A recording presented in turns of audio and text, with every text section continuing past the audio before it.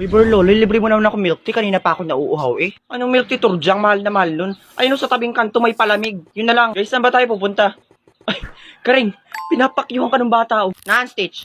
Hoy, hoy, ang kapal mo ka mong bata ka. Bastos ka. Baka gusto mong baliin ko yung daliri mo. Pangit mo. Hey, bastos, dinuraan ako. Guys, mag-Jollibee na lang kasi tayo. Huwag na tayo sa fishbowlan. Kadiri, hindi ako nakakain ng isaw. Ay di mag-Jollibee ka mag-isa mo, Jingle. Saka sino ba nag-aakit sa'yo? Ah, ba't nandito ka? Ano bang pakialam mo, Burloloy? Buti nga nandito ko eh. Kasi alam ko naman mga wala kayong pera. Kasi nga may hirap kayo. O di kung halimbawang naubusan kayo ng pera, pwede ko naman kayong pautangin. Kaso, doble nga lang ang balik. Dobleng suntok sa mata, kabilaan. Gusto mo? Saka hindi namin kailangan yung pera mo. Saksak mo dyan sa buhok mong lungga ng putakti. Tara na nga. Hoy guys, hintayin nyo ako.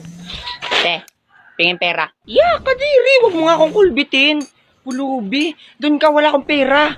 Baho mo eh. Hala, piling mabango naman to si ate. Ang pangit mo. Oh, Burloloy, si Jingle hinabol ng baliw. Bayaan mo siya. Katarayan kaya ay. Oh, nyan. Deserve. Tara na sa inyo. Ay, salamat. Andito na tayo sa bahay ni Stitch. Pwede na magtanggal ng sapatos. Kadiri! Ang baho! Sinong nagutot? Turdyang ang baho ng paa mo! Hangal ka Karing, nabulsot ako sa kanal kanina. Para ka kasing tanga kanina, bay patulak-tulak ka pa nung nakita mo yung crush mo. Stitch, saan ba may hugasan dito? Lalabang ko yung medyas ko. Hoy, Turdyang, bakit ganyan yung hinlalaki mo? Parang bulok na kimchi eh. Linisin mo nga yung mga ingron mo, kadiri. Tanga, design yan, no?